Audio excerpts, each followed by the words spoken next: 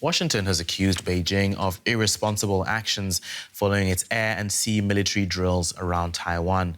Beijing says it's scheduled to end 4 days of exercises that began after a senior U.S. politician visited Taiwan earlier this week. Taipei said China's drills simulated an invasion of the island.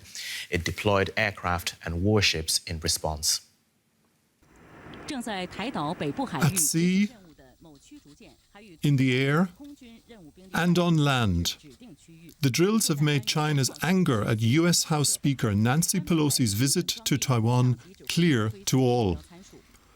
Beijing also announced sanctions affecting trade with Taiwan, and it ended important bilateral communication channels with the US in the areas of defense and climate change.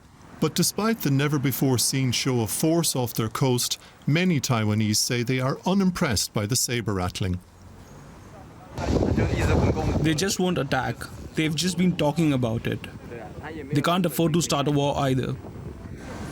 I don't think it's too likely that force will be used to take Taiwan. It's good that we get the maximum impact at the minimum cost. However, there are many observers who think that even if Beijing is not ready to fight to take over Taiwan, it is prepared to take further steps to get its way. The drills are to demonstrate to the US that it can block Taiwan's exports. That is, China is telling the US that if there is war, we won't attack Taiwan, but we will seal off the island and stop advanced semiconductor chips from going out. This would be a lethal blow to the United States. The mood in Taiwan is that tensions will ease now that Beijing has expressed its anger over Pelosi's trip. But big concerns remain. Many fear that this latest episode of tensions over Taiwan is a reflection of a wider breakdown in Chinese-US relations that could turn into full-scale war. We'll speak now to DW correspondent William Yang in the capital of Taiwan, Taipei. William, good to have you on the program. We heard in the report of tensions that could have escalated following the conflict between Taipei and Beijing. Do you think now that those tensions will ease or will they continue? The tension is probably going to likely continue, not only because China has already announced that starting tomorrow from August 8th, they are going to continue to have live-fire drills a little bit north of Taiwan and closer to South Korea in the Yellow Sea and also in Bohai until all the way in early September. So that's like a 1-month live drill military exercise.